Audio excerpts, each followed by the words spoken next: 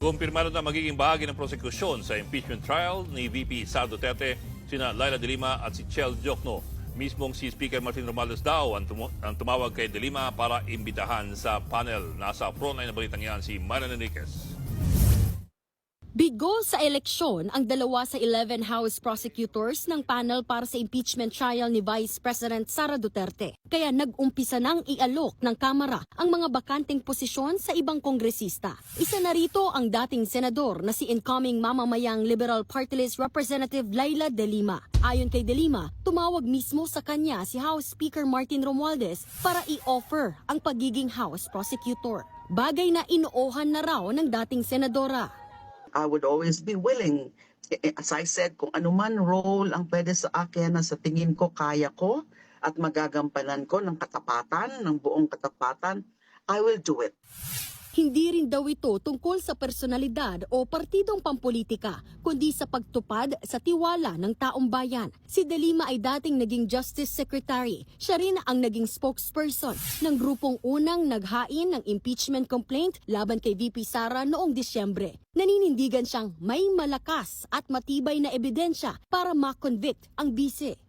Talagang minonitor ko closely yung mga hearings sa Quadcom, lalo na yung sa usapin ng confidential and intelligence funds, lalo na also dun sa usapin yung kanyang lantaran na pag-threaten sa buhay ng Pangulo, ng Speaker at ng First Lady. That is totally unbecoming of a very high official as the Vice President. She's the second highest official of the land. So hindi pwedeng may ganon na mga asta. Maging ang first nominee ng Akbayan Party List na si Chel Diokno, kinumpirmang sasali na rin sa House Prosecution Panel matapos imbitahan ng Kamara. Ang Akbayan ang nangunguna ngayon sa bilangan sa party list system. Sila rin ang nag-endorso ng unang impeachment complaint laban kay VP Sara. Giit ng grupo, buong tapang nilang tinatanggap ang bagong kabanata ng laban para sa katarungan at pananagutan. Ayon kay Speaker Romualdez, sina De Lima at Diokno ay dalawa sa pinakarespetadong abogado sa bansa. Magiging dagdag daw sila sa pagkakaroon ng kredibilidad, balanse at malalim na impeachment trial. Hindi raw ito pag-atake sa isang tao.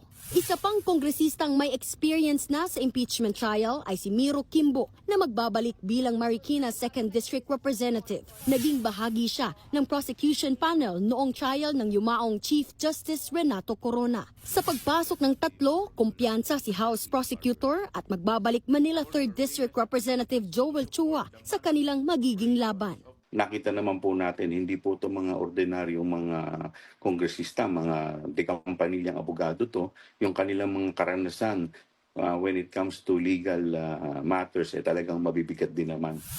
Sa Hulyo, pagkatapos ng ika-4 na State of the Nation Address ni Pangulong Bongbong Marcos, nakatakdang umpisahan ng Senado ang impeachment trial laban sa bise. Nagbabalita mula sa Frontline, Marian Enriquez, News 5.